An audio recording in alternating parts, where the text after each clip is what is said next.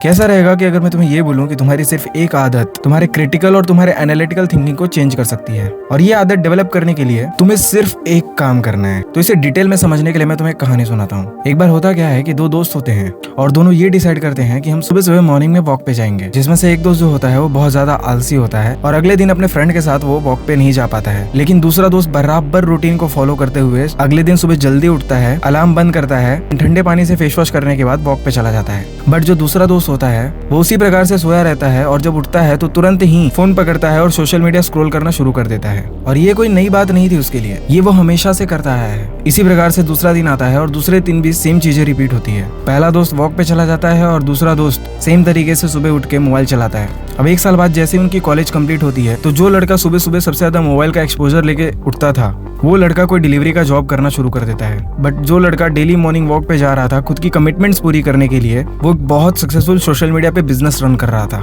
और कुछ दिनों बाद जब दोनों का मिलना होता है तो पहला जो दोस्त था जो डिलीवरी की जॉब कर रहा था वो उससे पूछता है कि भाई तूने सोशल मीडिया बिजनेस कैसे डेवलप किया, तू ये बिजनेस में सक्सेसफुल कैसे हुआ। तो उसने ये बताया कि जब मैं मॉर्निंग में एक बार वॉक कर रहा था तो मेरे माइंड में आइडिया आया कि सोशल मीडिया पे कुछ बेचा जा सकता है, और फिर वहां से मैंने बहुत सारे डीलर्स को कांटेक्ट करना शुरू किया जहां से मुझे विदाउट प्रिंटेड टी शर्ट मिले, और उस पर मैंने अभी के ट्रेंड के हिसाब से वो चीजें प्रिंट करवा के उसको सेल करना शुरू किया। और फिर मेरे पास सबसे बड़ा एक और ब्लॉकेज आया कि मैं इसको मार्केटिंग कैसे करूं।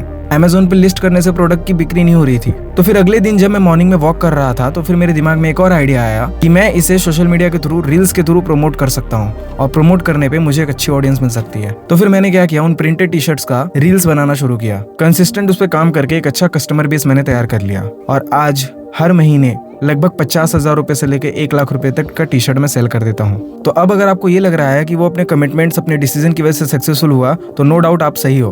बट उसके पीछे एक और सबसे बड़ा रीजन है, वो है मॉर्निंग में उठते ही उसने जो फोन ना छूने का खुद से प्रॉमिस किया, उसने जो वॉक करने का प्रॉमिस किया, ये आदत उसको सक्सेसफुल बनाई है। Let me explain you in short.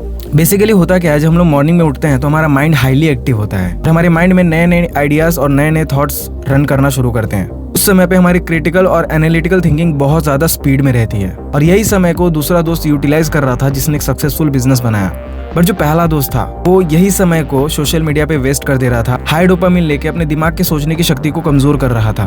और खाली दिमाग में जब हाई डोपामिन का एक्सपोजर होता है तो इससे क्रिटिकल और एनालिटिकल थिंकिंग पे दोनों पे इम्पैक्ट पड़ता है, जिसके वजह से उसके $1 मिलियन आइडियाज मिस हो गए। और ऐसे इम्पैक्टफुल वीडियोस के लिए इस चैनल को सब्सक्राइब कर लो, क्योंकि हमारा टारगेट 100K का है।